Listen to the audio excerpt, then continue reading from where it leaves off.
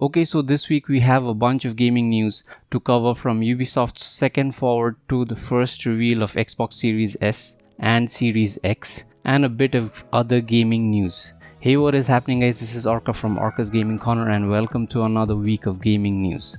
Ubisoft showed off their second forward and here are the highlights. Okay, so they kicked off with Tom Clancy's Ghost Recon Breakpoint and they showcased the Episode 3 Red Patriot, which is a part of the Year 1 pass. So I did participate for the open beta for this game and it was a mess, and I'm not sure how much they have improved it just yet. I know that Ubisoft is known to work on their dying franchises and get them back, so hope things are patched up well enough, and of course you will unfortunately need the Year 1 pass to play this content. Ghost Recon Breakpoint Red Patriot goes live on September 15th. Now, one such game that was almost dead on arrival was For Honor, which they got back on track and now is on its 4th year, and this is the new content for Year 4 Season 3, The Resistance. For Honor also reached 25 million players milestone, which is great for something which was almost dead. Then we have a free mode for the Division 2 Warlords of New York players known as The Summit, and this is an interesting one, as you will go through a 100-floor building eliminating enemies on a per floor basis till you reach the 100th floor, and this will definitely be fun because the higher you go the tougher it gets. I'm going to be doing this with my friend and this mode goes live on 22nd of September.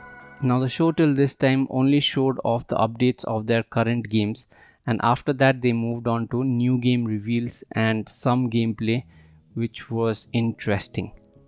The first game they showed off was Immortals Phoenix Rising. The game is set on ancient Greek mythology and it looks cool. From what they showed, I can tell that this is an action-adventure RPG. I personally feel that they borrowed a bit from Legend of Zelda Breath of the Wild, especially the color palette and the graphical design and the flying thing.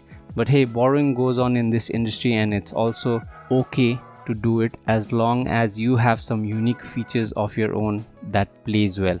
So Immortals Phoenix Rising is releasing this holiday on 3rd of December on PC, Stadia, PS4 and the Xbox One. Prince of Persia Sands of Time is one of the beloved titles from Prince of Persia series, and Ubisoft are doing a remake. The original game released 17 years ago in 2003 and was an instant hit.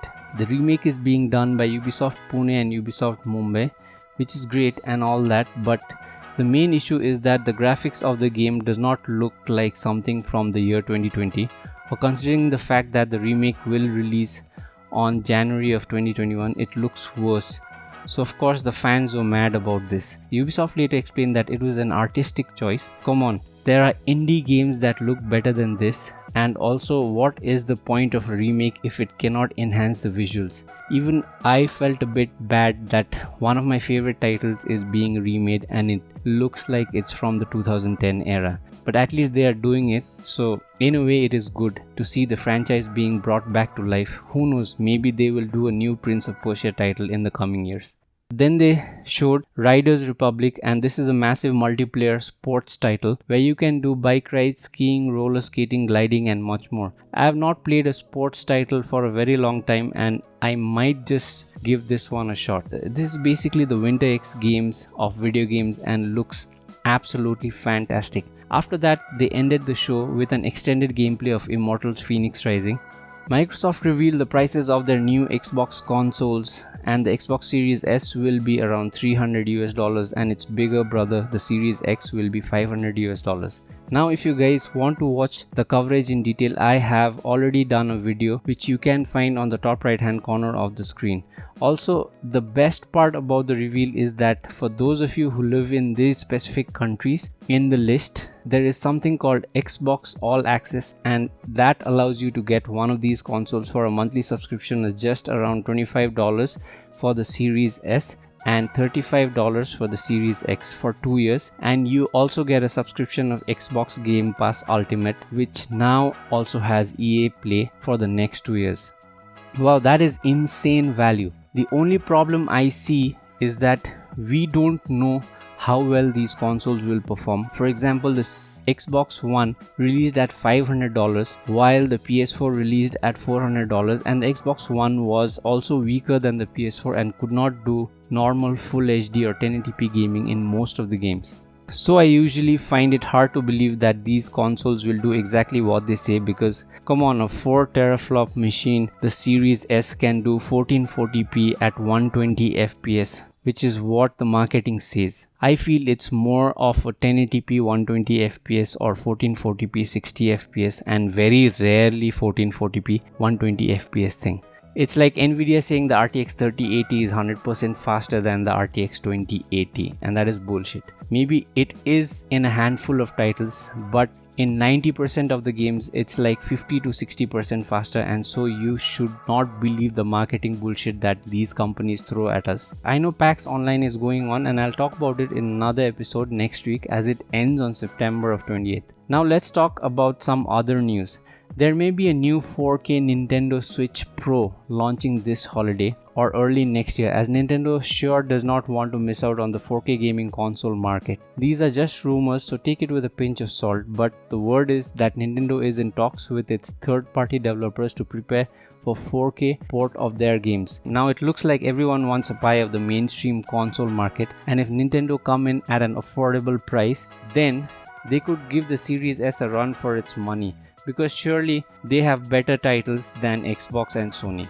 In fact, Nintendo has the strongest first party games, and till now they don't care about third party titles that much because they know their Mario and Zelda games sell their consoles. The new Switch Pro will be powered by an Nvidia chip that is capable of dlss to achieve 4K in some of the more graphically demanding games. This is all that we know as of now, and Nintendo has not officially announced anything. I'm not sure what Sony will do about the pricing, but I know we will get to know that soon this Wednesday, as they are doing the last PS5 show before the console launches.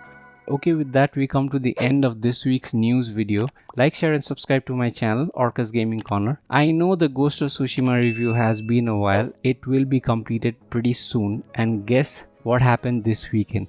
I was at a friend's place assembling a new PC for him, and we did all that, and he gave me a copy of Ratchet and Clank and Drive Club for the PS4. So I've been playing Ratchet and Clank, and it's a fun game. The other game that I've been playing a lot is Call of Duty Warzone, as that mode where you play team versus team is back. I forgot the name of the mode, but yeah, Call of Duty has been a really fun game as of now.